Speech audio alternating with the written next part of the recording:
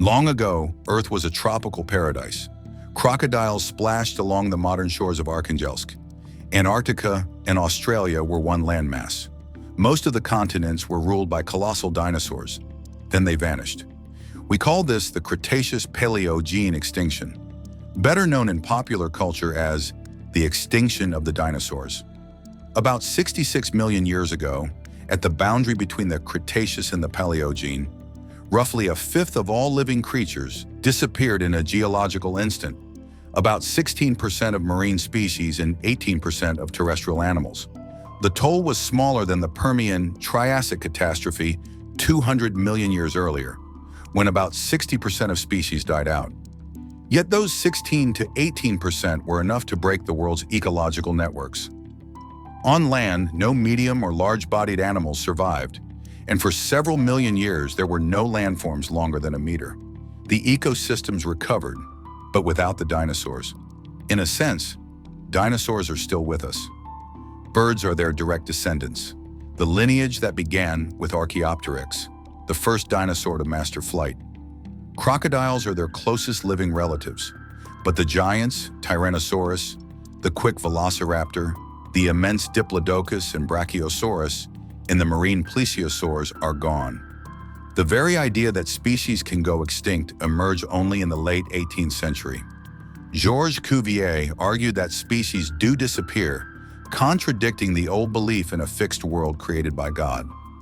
He pointed to the biblical flood as a possible trace of ancient cataclysms. He did not accept evolution. To him, life's history was a chain of acts of creation, punctuated by catastrophic events of divine will. Even in Cuvier's lifetime, this picture was aging out, setting the stage for 1859 and Charles Darwin's On the Origin of Species. Darwin's theory knit scattered fossil finds into a coherent narrative of life's development, yet catastrophists did not vanish. For nearly a century, two schools argued. By the late 19th and first half of the 20th century, the gradual fade of dinosaurs from the evolutionary race became the favored view. Talk of an instant extinction was seen as misleading. Over that century, biologists offered many pressures to explain a slow decline. One idea linked extinction to the rise of flowering plants and their alkaloids, supposedly poisonous to dinosaurs. Another blamed mammals for eating dinosaur eggs. There were as many hypotheses as specialists. And still, for dinosaurs, Cuvier was closer to the truth. A catastrophic event proved decisive. Iridium element 77 held the key. The turn came in the 1970s. In 1973, scientists proposed the Red Queen hypothesis. A species must evolve continually along with its ecosystem or die out. By then, it was known that in stable ecosystems, about 5% of species are always at risk of extinction. That seemed enough to explain a slow disappearance. But in 1977, American physicist Luis Alvarez found an anomaly at the Mesozoic-Cenozoic boundary. Iridium, extremely rare at Earth's surface, occurred there at concentrations hundreds of times normal, levels previously seen only in meteorites. In 1978, a Mexican oil company detected a geologic anomaly beneath the Yucatan Peninsula, a structure more than 150 kilometers across that spans the peninsula and extends offshore. Its age matched the layer with the iridium spike. As often happens, the new data were resisted at first. Soon, however, evidence from the United States, the USSR, Australia, and Africa converged on one story. Alvarez's hypothesis gained strong support. An asteroid struck Earth, carving the Chicxulub crater on Yucatan. The asteroid hit a world already in trouble. About 72 million years ago, global sea level fell abruptly, by almost 200 meters, stressing marine ecosystems. Climate was shifting too. With an average temperature near 25 degrees Celsius, warmer than today, temperatures swung sharply between 68 and 66 million years ago, dropping by about 10 degrees and then rebounding. 500,000 years before the Cretaceous-Paleogene boundary, intense volcanism began. Much of the Indian subcontinent turned into fields of lava that spread over millions of square kilometers. Ash and gases in the air triggered a volcanic winter, acid rain, and changes in ocean acidity. This was a heavy blow, but not fatal. Without the asteroid, recovery was still possible. A body more than 10 kilometers wide changed everything. Billions of tons of crust vaporized in an instant, filling the atmosphere with ash and soot that wrapped the planet in a dense shroud. Colossal tsunamis smashed into continental shores. Falling ejecta flash heated the air by hundreds of degrees, turning it into a furnace for several minutes. The seismic shock set off eruptions worldwide. The tropical paradise became an inferno. Superheated air, sulfuric rains, wildfires, and persistent twilight under a global pall of smoke. The prior marine crisis made the blow even worse. In the oceans, the food web rested on phytoplankton, a small biomass but the base of everything. It fed zooplankton, which fed fish, krill, jellyfish, mollusks, and then top predators, the giant shelled ammonites and plesiosaurs with 10-meter necks. Climate upheaval had already slashed microplankton before the impact, pushing ocean productivity towards zero and breaking the trophic chains.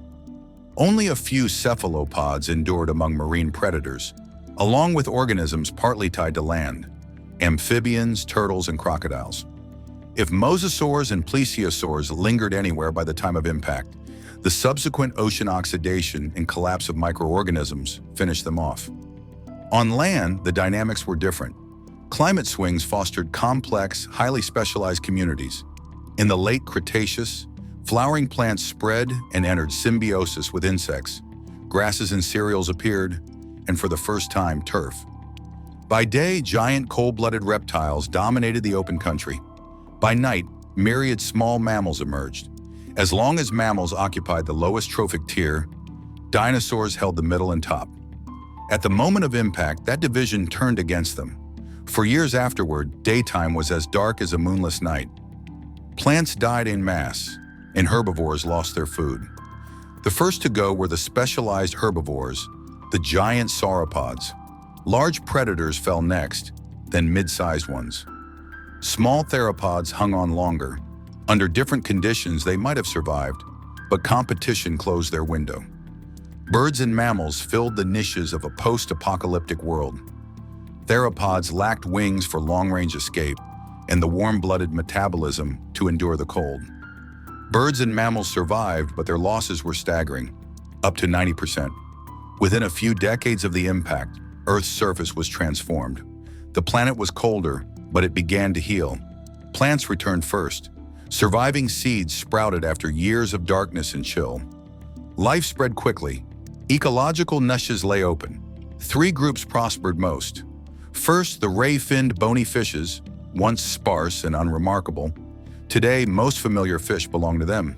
Second, mammals. Once small nocturnal creatures in the dinosaur's shadow, they rose to the top of the biosphere. Species exploded in number, bodies grew larger, specialized forms emerged, all within roughly 100,000 years of the impact. Humans are mammals too. Third, the surviving dinosaur branch, birds. Flight and small size not only saved them, they spread everywhere. Today, there are more than 10,000 species. Within 1 million years of the mass extinction, the planet was once again crowded at every rung of the food web. Life surged and diversified, but it was a different world. New climates, new communities, and no giant reptiles that so recently ruled the Earth. The Cretaceous-Paleogene extinction was not a single event, but a sequence. The asteroid was decisive, yet climate change mattered as well. As after other great die-offs, life endured and went on. Dinosaurs are unlikely to dominate again, but their descendants, the birds, live alongside us.